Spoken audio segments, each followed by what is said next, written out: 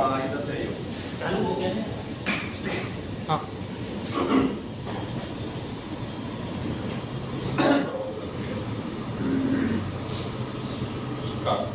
नमस्कार, हम Shri Ram Krishna and drinks limited Pathredi Rajasthan की तरफ से आप सभी का आर्ट के northern region quality circle competition 2025 में हार्दिक स्वागत करते हैं। हमारी आज की kaizen theme elimination of no metal loss due to gas cylinder change over है। आइए अब मैं आपको हमारी कंपनी से अवगत कराता हूँ। मेजरली हमारी कंपनी के 3 प्लांट्स हैं। हमारा मदर प्लांट गाजियाबाद उत्तर प्रदेश में है। हमारा दूसरा प्लांट पथरेडी राजस्थान में है। हमारा तीसरा प्लांट पीतमपुर इंदौर में है। जैसा कि आप वीडियो में देख रहे हैं, ये हमारे प्रोडक्ट का फंक्शन है जो एक आईसीजीएम के लिए एक हार्ट का काम करता है।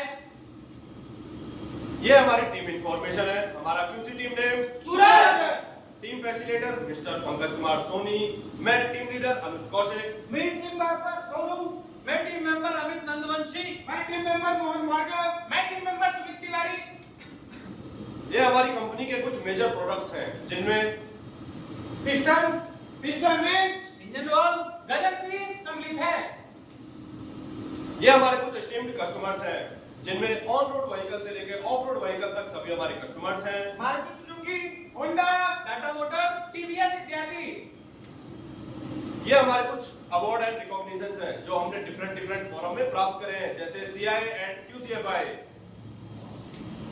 जैसा कि हम सभी लोग जानते हैं, किसी भी प्रोजेक्ट को पूरा करने के लिए एक एक्टिविटी प्लान का होना बहुत जरूरी होता है। इसके लिए हमने एक एक्टिविटी प्लान बनाया जो पीडीसीए मेथोडोलॉजी पर आधारित है। हमने इस प्रोजेक्ट को दिसंबर 2024 में स्टार्ट करके मार्च 2025 तक कंप्लीट करते हैं। सर ने तो थीम बता दिया लेकिन मुझे समझ में नहीं आई। अच्छा, हम समझने की कोशिश करते हैं कि हमने इसी थीम को क्यों चुना है।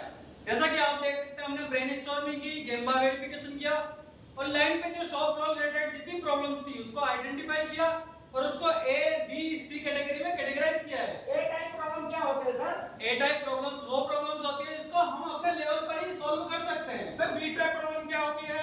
बी टाइप प्रॉब्लम्स वो प्रॉब्लम्स होती है जिसमें हमें अदर डिपार्टमेंट की हेल्प की भी आवश्यकता होती है। सर सी टाइप प्रॉब्लम क्या होती है?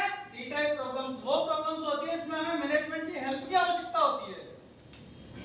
जितनी भी शॉप फ्लोर रिलेटेड प्रॉब्लम्स थी उसको हमने प्रायोरिटाइजेशन मैट्रिक्स में लिस्ट डाउन किया और उसको स्कोर दिया, जिसमें आप देख सकते हैं कि जो हमारा सबसे ज्यादा स्कोर है वो high production loss due to no metal है। जैसा कि हमारे सर ने हमारी प्रॉब्लम को बताया, उन्होंने एक हमारा कॉज फाइंड आउट करा। आइए हम इसके बारे में बात करते हैं। जैसा कि आप देख सकते हैं, ये हमारे कंटिन्यूअस 3 मंथ्स का डाटा है। जो हमारा हाई प्रोडक्शन लॉस था वह नो मेटल लॉस की वजह से था। हम इसको हमारे पाई चार्ट के माध्यम से भी समझ सकते हैं। जैसा कि आप देख सकते हैं, ये हमारे प्रोडक्शन लॉस के लिए 45% कंट्रीब्यूट करता है। अगर मैं एवरेज की बात करूं तो हम प्रति माह 1500 घंटे का लॉस कर रहे थे। 1500 घंटे? जी हाँ, 1500 घंटे, और हमें इस पे काम भी करना है। जैसा कि आप सभी जानते हैं, किसी भी काम को सही तरीके से पूरा करने के लिए हमें एक टारगेट की आवश्यकता होती है। उसी प्रकार हमारे मैनेजमेंट के द्वारा हम लोग को टारगेट दिया गया कि हमें नो मेटल लॉस को 80% तक रिड्यूस करनी है और हम इस चैलेंज को एक्सेप्ट करते हैं।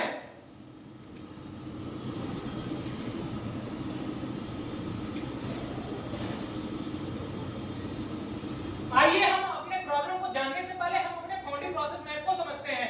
जैसा कि आप देख रहे हैं कि हमारा जो प्रोसेस है वो रॉ मटेरियल से स्टार्ट होके melting, metal treatment, casting, machining से होता हुआ सरफेस कोटिंग से इन ऑफ लाइन इंस्पेक्शन पर जाकर कंप्लीट होता है। और जो हमारा प्रोजेक्ट एरिया है वो मेटल ट्रीटमेंट प्रोसेस है। आपने फाउंडिंग प्रोसेस को समझा, अब आइए हम मेटल ट्रीटमेंट को समझते हैं। मेटल ट्रीटमेंट की बेसिकली 3 एक्टिविटी होती है, जिसमें मेटल ट्रीटमेंट करना, सेकंड एम्प्यूर प्रिपरेशन, तीसरा डिगैसिंग होता है। जिसका आप देख सकते हैं कि मैं एम्प्यूर प्रिपरेशन को सबसे ज्यादा टाइम टेकिंग प्रोसेस है। ये एमडीयू क्या है सर? फ्लूइड डिगैसिंग यूनिट होती है जो कि डिगैसिंग पर्पस के लिए यूज की जाती है। आइए अब हम एमडीयू प्रिपरेशन के साइकिल टाइम को स्टडी करते हैं, जिसमें आप देख सकते हैं कि जो हमारा सबसे ज्यादा साइकिल टाइम है वो गैस सिलेंडर चेंज ओवर में और डीगैसिंग प्रोसेस में हुआ है। इसमें हम गैस सिलेंडर चेंज ओवर की एक्टिविटी को सिलेक्ट करते हैं। सर हम इस डिगैसिंग प्रोसेस को क्यों नहीं चूज कर रहे हैं? डीगैसिंग प्रोसेस को हम इसलिए चूज नहीं कर रहे क्योंकि इससे हमारे प्रोडक्ट की क्वालिटी पर इफेक्ट पड़ता है और इससे हमारे डिफेक्ट जनरेट होने के भी चांसेस रहते हैं। इसलिए हमने गैस सिलेंडर चेंज ओवर की एक्टिविटी को चुना है, जो कि एक नॉन वैल्यू एडेड एक्टिविटी है और 100% मैनुअल एक्टिविटी है।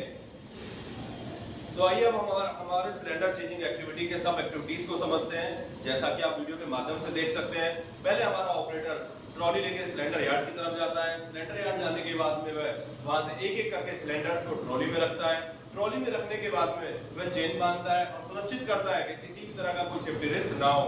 उसके पश्चात वह वापस अपने कास्टिंग स्टेशन पर आता है। कास्टिंग स्टेशन पे आने के बाद में वह हमारे आर्गन सिलेंडर को हमारी एमडी यूनिट से कनेक्ट करता है, जिसके लिए वह वाल्व को ओपन करता है और रेगुलेटर की सहायता से कनेक्ट करता है। इसके पश्चात हमारी डिगैसिंग प्रोसेस स्टार्ट होती है। जैसा कि आपने देखा, यह एक टाइम टेकिंग एक्टिविटी है। हमारी टीम ने हमारी समस्या पर high time consume in MD preparation पर वाइवा एनालिसिस करा। हमारी प्रॉब्लम एमडी प्रिपरेशन के टाइम पर हाई कंजप्शन होना। हाई कंजप्शन क्यों हो रही थी? क्योंकि हमारे जो गैस आर्गन गैस जो है फ्रीक्वेंटली चेंज होती थी। सर फ्रीक्वेंटली चेंज क्यों हो रही थी? क्योंकि हमारे गैस का कंजप्शन ज्यादा था और हमारा सिलेंडर की कैपेसिटी लिमिटेड थी। लिमिटेड कैपेसिटी क्यों थी सर? क्योंकि हम एक स्टैंडर्ड साइज का सिलेंडर यूज करते हैं जिसमें एक फिक्स्ड स्टोरेज वॉल्यूम होता है। सर इससे हमें क्या पता चलता है? इससे हमें पता चलता है कि हमारे पास आर्गन गैस सिलेंडर का कोई अल्टरनेट ऑप्शन अवेलेबल नहीं था। क्या यही हमारा रूट कॉज है? हाँ, ये हमारा दोस्त है। आइए, हमने हमारी समस्या को समझ लिया, उसके लिए हमने रूट कॉज भी फाइंड आउट कर लिया। आइए अब हम इसके लिए सॉल्यूशंस के बारे में बात करते हैं। हमें इसके लिए कोई सॉल्यूशन भी डेवलप करना होगा।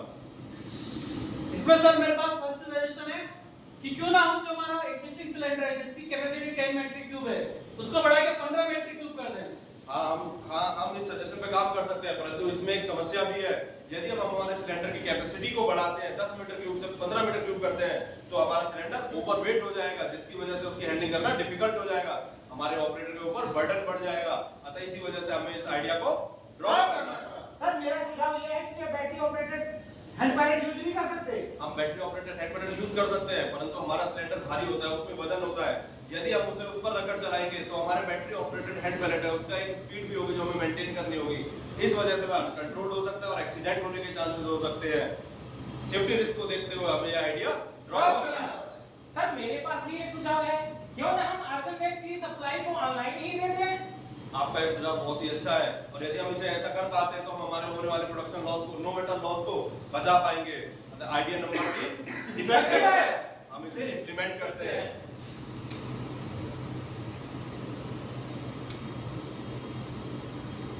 आइए अब हमारे काइजन को काइजन शीट के माध्यम से समझते हैं। जैसा कि आप देख सकते हैं, बिफोर कंडीशन में सिलेंडर यार्ड है जहाँ पे सिलेंडर रखे रहते हैं। वहां से सिलेंडर लाने के बाद में ऑपरेटर हमारी मशीन पर जाकर उसे एमटीयू से कनेक्ट करता है रेगुलेटर के थ्रू, जो कि एक टाइम टेकिंग एक्टिविटी है। आफ्टर कंडीशन में आप देख सकते हैं कि हमारा एक सिलेंडर प्लांट हमने लगा दिया है और कितने इजी तरीके से कुछ ही सेकंड्स में हमारा ऑपरेटर आर्गन पाइपलाइन से हमारे मशीन को कनेक्ट कर सकता है और अपनी प्रोसेस शुरू कर सकता है। आइए ब्लॉक डायग्राम की सहायता से हम इसे और अच्छे से समझते हैं। जैसा कि आप बिफोर कंडीशन में देखते हैं, हमारा एक सिलेंडर यार्ड है जो कि हमारी मशीनों से, हमारे कास्टिंग बेस से एक सर्टेन डिस्टेंस पर है। हमारे ऑपरेटर को जाना पड़ता है और वहां से सिलेंडर लेके आना पड़ता है। सिलेंडर लाने के बाद में इसी प्रकार हमें 1 बाय 1 हमें सभी कास्टिंग बेस से जाना पड़ता है और इस प्रोसेस में हमारे ऑपरेटर को मूवमेंट भी करनी पड़ती है। जैसा आप देख सकते हैं, एक थका देने वाला प्रोसेस भी है। आफ्टर कंडीशन में आप देख सकते हैं हमने एक पूरा टारगेट टैंक लगा दिया है और उसको हमने डायरेक्ट हमारी मशीनों के साथ में, हमारी लाइंस के साथ में कनेक्ट कर दिया है। हमारे ऑपरेटर को कहीं जाने की नीड नहीं है। साथ ही साथ हमने इसके प्रेशर को भी मेंटेन रखा है। हमने एक प्रेशर वाल्व गेज लगा रखा है जिससे प्रेशर मेंटेन रहता है।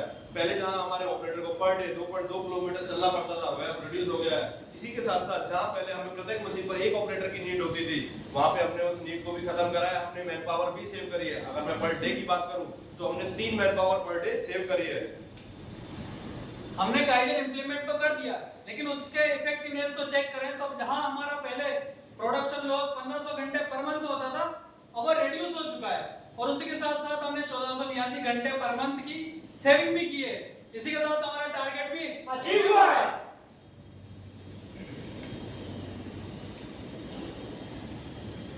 अब हम स्टैंडर्डाइजेशन की बात करें तो इसके लिए हमने अपने कंट्रोल प्लान, एमएसडीएस शीट और एमटीयू चेक शीट को भी अपडेट कर दिया है। सर मेरा एक क्वेश्चन है कि हमने नया सेटअप लगाया तो उसका कुछ न कुछ कॉस्ट भी तो आया होगा।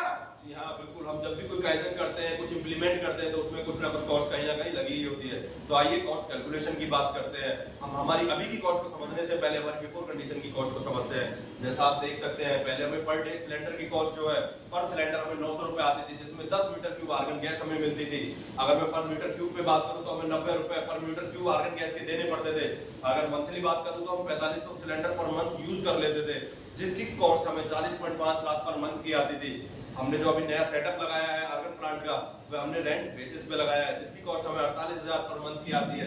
जैसा आप देख सकते हैं, इसमें हमें आर्गन की कॉस्ट भी 55 रुपए पड़ती है, जहां हमें पहले 90 रुपए पर मीटर क्यूब पे देना पड़ता था, वह 55 रुपए पर मीटर क्यूब पे आ गया है। अगर मैं टोटल ट्रीटमेंट कॉस्ट की बात करूं तो हमें मंथली 21.45 लाख पर मंथ की हमें टोटल ट्रीटमेंट कॉस्ट आती है। और इसी के साथ साथ हमने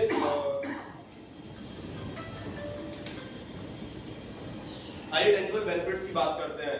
अगर मैं टेंजिबल बेनिफिट्स में बात करूं तो हमारी जो कॉस्ट रिडक्शन हुई है उससे हमें 19.05 लाख पर मंथ की सेविंग हुई है, और जो हमने 1482 घंटे बचाए थे उससे हमारी प्रोडक्शन इंक्रीज हुआ है, और वहां हमने 60 लाख पर मंथ की बचत करी है। अगर मैं टोटल बचत की बात करूं तो हमें 79.05 लाख पर मंथ की बचत हुई है। टेंजिबल बेनिफिट्स के साथ साथ हमें कुछ इंटेंजिबल बेनिफिट्स भी हुए हैं, जैसे सेफ्टी रिस्क रिड्यूस हुआ है, ऑपरेटर फटीग रिड्यूस हुआ है, कस्टमर डिलाइट हुआ है, और हमारा टीम मोरल इंप्रूव हुआ है। ये हमारे QC टूल्स एंड टेक्निक है जिसका उपयोग हमने प्रोजेक्ट के दौरान किया। जैसे कि आप देख सकते हैं activity plan, PFD check sheet, bar graph, वाला एनालिसिस, काइजन और इत्यादि सम्मिलित है।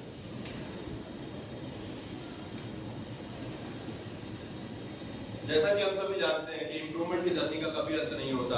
हमने अभी एक प्रोजेक्ट को कंप्लीट करा है, नेक्स्ट अब हम भी इंप्रूवमेंट की जर्नी को इसी प्रकार आगे कंटिन्यू रखेंगे। हमारी टीम ने नेक्स्ट प्रोजेक्ट आइडेंटिफाई कर दिया है, जो कि reduce cleaning time by 50% from the current level of exacting 12 minute treatment per treatment है। एक्शन की बात करें तो हमने इस पे काम भी शुरू कर दिया है, इसके लिए एक्शन प्लान भी बनाया है, जैसा कि आप देख सकते हैं। धन्यवाद।